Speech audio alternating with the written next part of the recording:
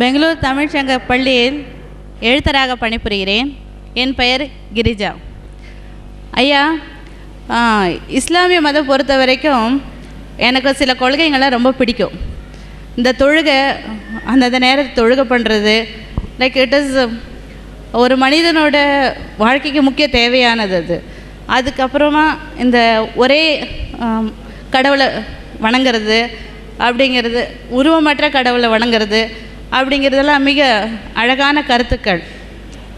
இப்படிப்பட்ட தனித்துவமிக்க கருத்துக்கள் குரானில் கூறப்பட்டவை. பல்வேறு மொழியில் பல்வேறு பக்தி இலக்கியங்கள்லாம் இருக்குது. அதில் கூறப்படாத சில கருத்துக்கள் குரானில் உள்ளவைகளை தெரிந்து கொள்ள ஆசைப்படுகிறேன். சகோதரி அவர்கள் கேட்கிற கேள்வி என்னவென்று சொன்னால், மற்ற சமயங்களில் கூறப்படாத கருத்துக்கள், மற்ற சமயங்கள் இல்லாத சிறப்புகள் இஸ்லாத்துக்கு என்ன இருக்கு என்று ஒரு கேள்வி கேட்கிறார்கள். முதலாவதாக, கொள்கைகளுக்கு போவதற்கு முன்னர் இஸ்லாத்தினுடைய சில தனி சிறப்புகளை முதலாவதாக உங்களுக்கு சொல்கிறேன். முதலாவதாக, இஸ்லாம் என்பது ஒரு மதம் அல்ல. எனக்கு ஆரம்ப உரை பேசிய நம்முடைய தலைவர் அவர்கள் கூட சொன்னார்கள், இஸ்லாம் என்ற கொள்கைக்கு இறைவன் வைத்திருக்கிற பெயர் தீன். அரபியிலே தீன் என்றால் வே ஆஃப் லைஃப் என்று பொருள். மதம் என்றால் நம்பிக்கைகள், வழிபாடுகள், சடங்குகள், ஆன்மீக சில கருத்துக்கள், இறப்புக்கு பின்னால் உள்ள வாழ்க்கை, இதை பற்றி பேசுவது மதம். ஆனால் இஸ்லாம் என்பது இதற்கும் ஒரு படி மேலே சென்று மனிதன் பின்பற்ற வேண்டிய எல்லா நெறிகளை பற்றியும், ஆன்மீகம், அரசியல், பொருளாதாரம் அனைத்தையும் பற்றி பேசுகிற ஒரு மார்க்கம். இது அதனுடைய ஒரு சிறப்பு. இரண்டாவது சிறப்பு என்னவென்று சொன்னால், அது ஒரு உலக பார்வை கொண்ட மார்க்கம். ஒரு குறிப்பிட்ட சமுதாயத்தை, இனத்தை, நாட்டை மையப்படுத்தி பேசுகிற ஒரு மார்க்கம் அல்ல. இஸ்லாத்தினுடைய எந்த கோட்பாட்டை நீங்கள் எடுத்துக்கொண்டாலும் அது ஒரு யூனிவர்சல் அவுட்லுக் உடையதாக இருக்கு. இறைவனை எடுத்துக்கொண்டால் ரப்புல் ஆலமீன், அகிலத்தின் அதிபதி என்று சொல்லப்பட்டிருக்கும். இந்த நாட்டின் அதிபதி, இந்த பூமியின் அதிபதி, இந்த மலையின் அதிபதி என்ற கருத்தை பார்க்க முடியாது. அகிலத்தின் அதிபதி, அவன் வானத்தின் அதிபதி, பூமியின் அதிபதி, கிழக்கின் அதிபதி, மேற்கின் அதிபதி, ஆக உலகத்திற்கு அதிபதி. அதை போல நபிகள் நாயகம் உலகத்திற்கே அருட்கொடையாக வந்தவர், முஸ்லிம்களுக்கு அருட்கொடையாக வந்தவர் அல்ல, உலகத்திற்கே அருட்கொடையாக வந்தவர் என்ற இந்த உலகளாவிய கண்ணோட்டம். எல்லா நாடுகளும் சமம், எல்லா மொழிகளும் சமம், எல்லா இனங்களும் சமம் என்று சொல்லக்கூடிய கருத்து. ஆகவேதான் நீங்கள் வரலாற்றிலே இது நிரூபிக்கப்பட்டிருக்கிறது. எப்படி என்றால், இஸ்லாம் பிறந்தது, நபிகள் நாயகம் பிறந்தது என்னவோ அரேபியாவில். ஆனால் இன்று உலக முஸ்லிம் ஜனத்தொகையில் 20 விழுக்காட்டினர் மட்டுமே அரபுக்கள். 70 விழுக்காட்டினர் தான் அரபுக்கள். எஞ்சியுள்ள 80 விழுக்காட்டினர் அரபுக்கள் அல்லாதவர்கள். ஆக அரேபியாவிலே பிறந்த மதம் அரபுக்கு வெளியே தான் அதிகமாக ஏற்றுக்கொள்ளப்பட்டிருக்கு. ஆகவே இது ஒரு இனம் சார்ந்த மதம் அல்ல என்பது வரலாற்றிலே நிரூபிக்கப்பட்டுவிட்ட ஒரு உண்மையாக நீங்கள் பார்க்கிறீர்கள். இது ஒரு சிறப்பு.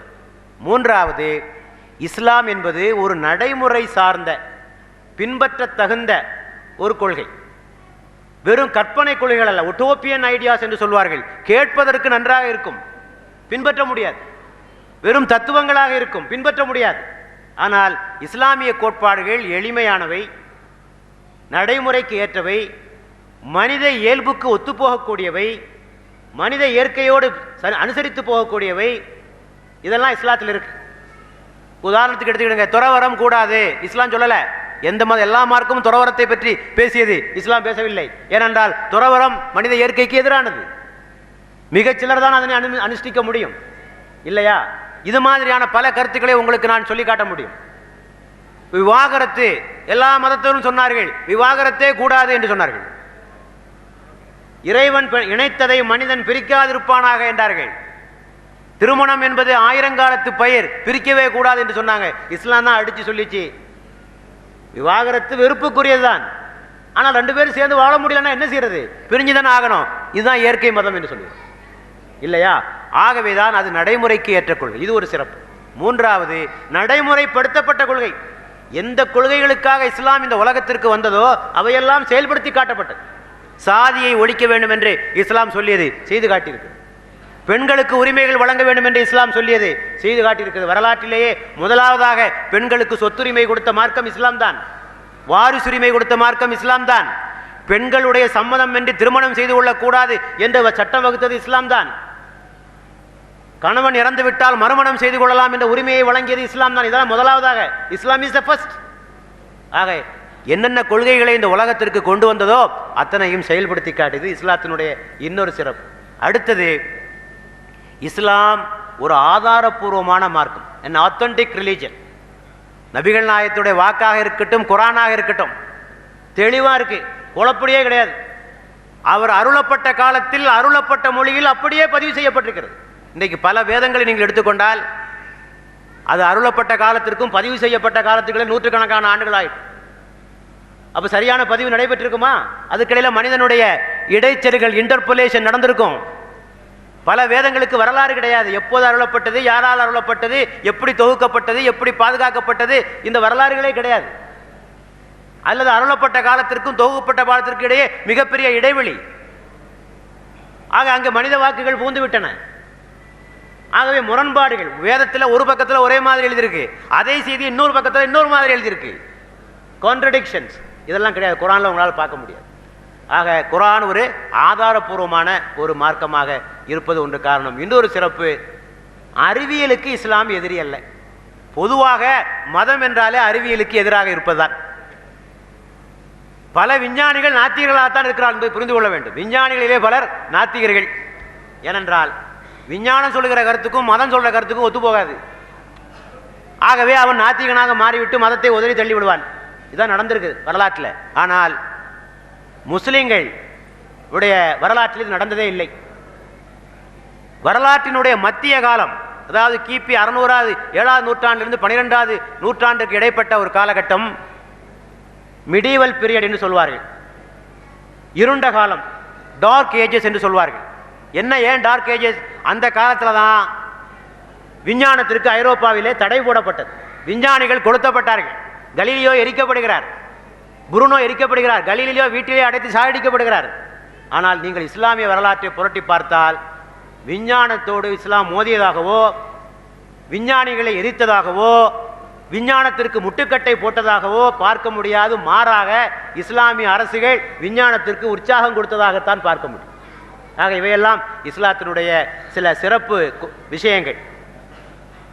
அது ஒரு உலகளாவிய நோக்கத்தை கொண்டது, முழுமையான மார்க்கத்தை சொல்லக்கூடியது, ஆதாரபூர்வமாக இருப்பது, நடைமுறைக்கு ஏற்றது, நடைமுறைப்படுத்தி காட்டப்பட்டது, அறிவியலோடு மோதாதது. இதுபோக இஸ்லாத்தினுடைய சிறப்புகளை சொல்வதாக இருந்தால், ஒன்றே குலம் ஒருவனே தேவன், இது இஸ்லாத்தினுடைய அடிப்படை. இறைவன் ஒருவன், மனித சமுதாயம் ஒன்று என்பதிலே இஸ்லாம் மிக உறுதியான ஒரு கண்ணோட்டத்தை இந்த உலகத்திற்கு மனிதனுக்கு வழங்கியிருக்கிறது. அடுத்தபடியாக வாழ்க்கை பற்றிய ஒரு கோட்பாடு இஸ்லாம் வழங்கிய கோட்பாடு. வாழ்க்கை வேறு, வணக்கம் வேறு என்று பிரிக்காத.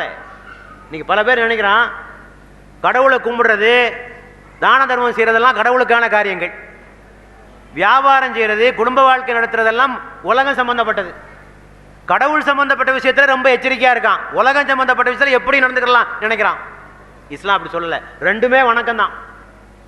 நபிகள் நாயகம் சொன்னார்கள், மனைவியின் வாயில் ஓர் கவளம் சோறு ஊட்டுவதும் ஒரு வணக்கமே என்று சொன்னார்கள்.